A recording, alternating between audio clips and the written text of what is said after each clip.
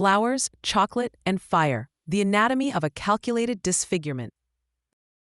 William Clements Jr., a 73-year-old man, sits in a Brevard County Jail cell, held without bond. He is accused of a crime so heinous, so deliberately cruel, that it chills the very soul. He allegedly attempted to burn his girlfriend alive. A horror unfolded after Clements presented his victim with a seemingly innocent offering, flowers and chocolates, a gesture of affection masking a sinister intent. This is not a story of impulsive rage. This is a story of calculated malice, a chilling testament to the depths of human depravity. Give a like and subscribe. Leave a comment. April 4th, an ordinary day that would become a living nightmare for one woman. She was asleep, vulnerable, trusting, perhaps even lulled into a false sense of security by the earlier gifts. She awoke not to a gentle sunrise, but to the acrid smell of gasoline and the terrifying lick of flames. Fire, deliberately set, was consuming her home, trapping her within its fiery embrace. Neighbors reported seeing Clements fleeing the scene, his haste betraying a guilty conscience. He left her to die. First responders arrived to a scene of unimaginable horror. They found the woman trapped, struggling to breathe, her body ravaged by flames. Rescuers were forced to break through her bedroom window, a desperate act to save her from the inferno. Time was running out. Nearly 60% of her body was covered in severe burns. Her throat, seared by the intense heat, made communication a painful struggle. She was airlifted to the hospital, fighting for her life. Despite the excruciating pain and trauma, she managed to utter a name that confirmed the darkest suspicions. She identified William Clements Jr. as the man who had set her ablaze. Her words, though strained, carried the weight of truth and the chilling echo of a past threat. She recalled a statement Clements had made previously, a statement that now rings with horrifying clarity. "You don't kill a woman, you just permanently disfigure them." Police apprehended Clements shortly after the fire. His reaction upon seeing them was telling. He reportedly uttered a chillingly nonchalant question, "You're here for me, right?" A question that speaks volumes about his awareness of guilt. His words were not a denial, not a plea of innocence, but a tacit admission of culpability. The investigation quickly confirmed the worst. This was no accident. This was arson, pure and simple. Firefighters discovered 2 separate points of origin, meticulously placed to maximize the damage and ensure the victim's demise. A 5-gallon red gas can was found at the scene, a silent testament to the premeditation and the cold-blooded nature of the crime.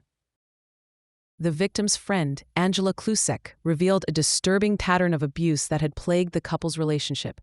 The flowers and chocolates were a cruel facade.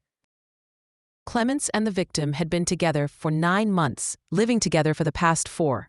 Behind closed doors, a reign of terror had been unfolding.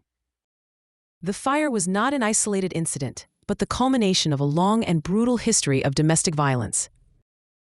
Just months before the fire, in February, the victim endured a horrific ordeal. She was zip-tied and trapped, held captive by the man who claims to love her. Clements allegedly punched her repeatedly, leaving her with a missing tooth and a shattered sense of safety. The physical scars were a visible manifestation of the emotional trauma. Photos of her injuries from the February attack were found on her phone, a digital record of the abuse she had suffered, evidence that painted a clear picture of Clements' violent nature. Clements' past is a chilling prologue to the present horror. His criminal history stretches back to 1993, a tapestry woven with threads of violence and control. He had been convicted of kidnapping and spousal rape, crimes that speak to a deep-seated pattern of aggression and disregard for human life. He was on parole for those very charges at the time of the February incident, a fact that underscores the failure of the system to protect vulnerable individuals. Initially, Clements was charged with aggravated battery and false imprisonment for the February attack. These charges now seem woefully inadequate in the face of the attempted murder. Additional charges have been added: attempted murder, arson, and animal cruelty, reflecting the full scope of his alleged crimes. He is being held without bond at the Brevard County Jail, a small measure of justice for the unspeakable suffering he inflicted. His arraignment, initially scheduled for May 13th, was canceled, leaving the legal process in a state of suspended animation. The wheels of justice turn slowly, but they must turn. This case is not an anomaly. It is a stark and brutal example of the pervasive problem of domestic violence that plagues our society. Too often, these acts of violence are dismissed as private matters, relegated to the shadows and ignored until it is too late.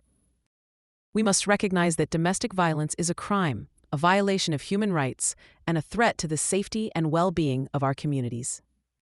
How did a man with a history of kidnapping and spousal rape, a man on parole for those very crimes, manage to inflict such horrific violence on another human being? The system failed this woman. It failed to protect her from a known predator. It failed to recognize the warning signs. We must examine the systemic failures that allow abusers to continue their reign of terror, and we must demand accountability. This woman's voice, though temporarily silenced by her injuries, must be heard. Her story must be told.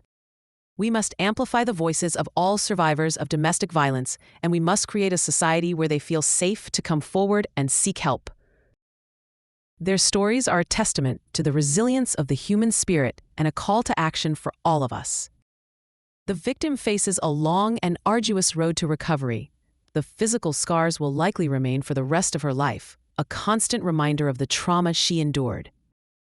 But the emotional scars may be even deeper, requiring years of therapy and support to heal.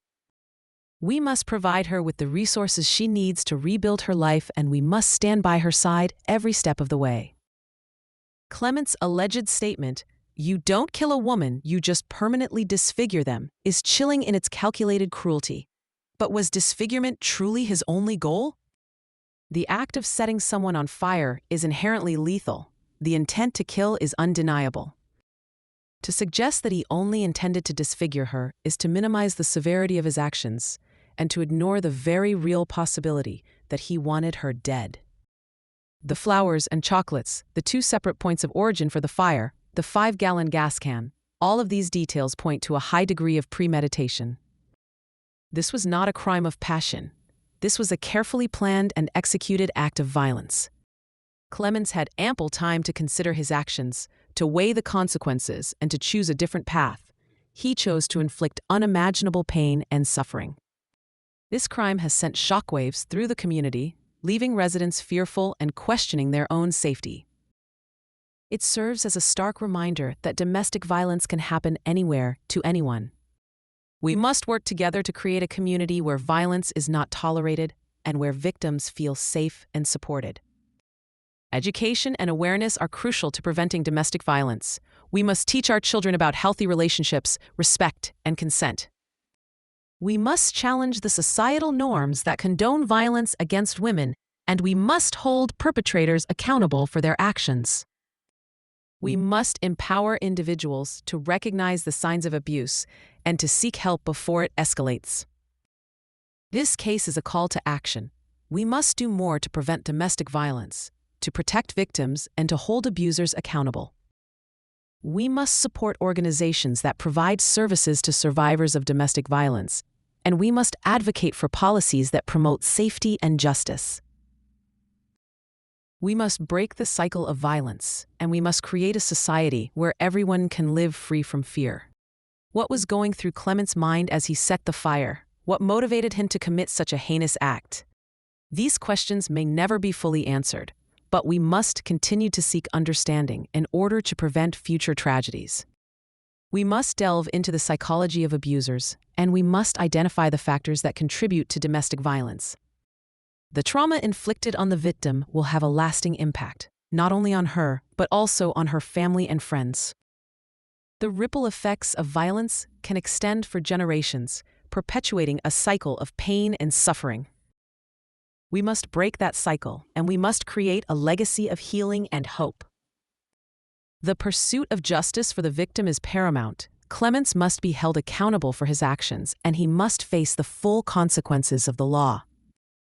But justice is more than just punishment. It is about healing, restoration, and preventing future harm. We must strive for a system of justice that is both fair and compassionate, and that prioritizes the safety and well-being of victims.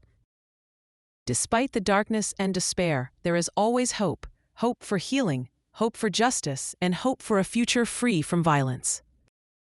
We must hold on to that hope, and we must work tirelessly to create a better world for all. The flowers and chocolates may have been a symbol of deceit, but the human spirit is capable of enduring love and resilience. Let us nurture that spirit, and let us build a world where such horrors are never repeated.